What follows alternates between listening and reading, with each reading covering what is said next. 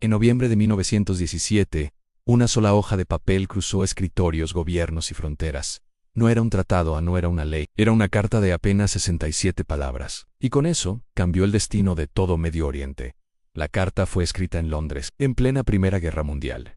Europa estaba en llamas, el Imperio Otomano se desmoronaba, y las potencias buscaban controlar lo que vendría después. El autor se llamaba Arthur James Balfour, era el secretario de Asuntos Exteriores del Reino Unido, el destinatario Lionel Walter Rothschild, una figura clave de la comunidad judía británica y representante del movimiento sionista. La fecha en 2 de noviembre de 1917, el contenido parecía simple. El gobierno británico declaraba que veía con buenos ojos el establecimiento de un hogar nacional para el pueblo judío en Palestina, siempre que no se perjudicaran los derechos civiles y religiosos de las comunidades no judías que ya vivían allí. Eso fue todo, una promesa, una intención, un párrafo, pero el contexto lo convirtió en algo mucho más grande. En ese momento Palestina no era un país independiente. Formaba parte del Imperio Otomano, que llevaba siglos controlando la región.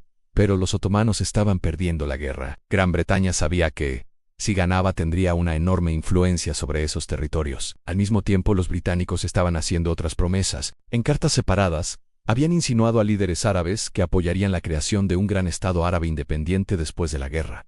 Dos compromisos distintos sobre la misma tierra. Cuando la guerra terminó en 1918, el Imperio Otomano colapsó. La Liga de las Naciones le otorgó a Gran Bretaña el mandato sobre Palestina en 1922, y la declaración Balfour pasó de ser solo una carta a convertirse en política oficial. A partir de ese momento comenzó una migración judía creciente hacia Palestina, especialmente desde Europa del Este, impulsada por el antisemitismo, y más tarde, por el ascenso del nazismo en Alemania. Las comunidades árabes que ya vivían allí vieron este proceso con alarma, tensiones, en disturbios, en huelgas, en enfrentamientos. Durante las décadas de 1920 y 1930, la región se volvió cada vez más inestable. Después de la Segunda Guerra Mundial y el Holocausto, la presión internacional aumentó. En 1947, las Naciones Unidas propusieron un plan para dividir Palestina en dos estados, uno judío y uno árabe. Al año siguiente, en 1948, se proclamó el Estado de Israel y estalló la Primera Guerra Árabe-Israel. Millones de personas fueron desplazadas, fronteras cambiaron y un conflicto que continúa hasta hoy tomó forma definitiva. Todo eso puede rastrearse hasta ese documento de 1917, una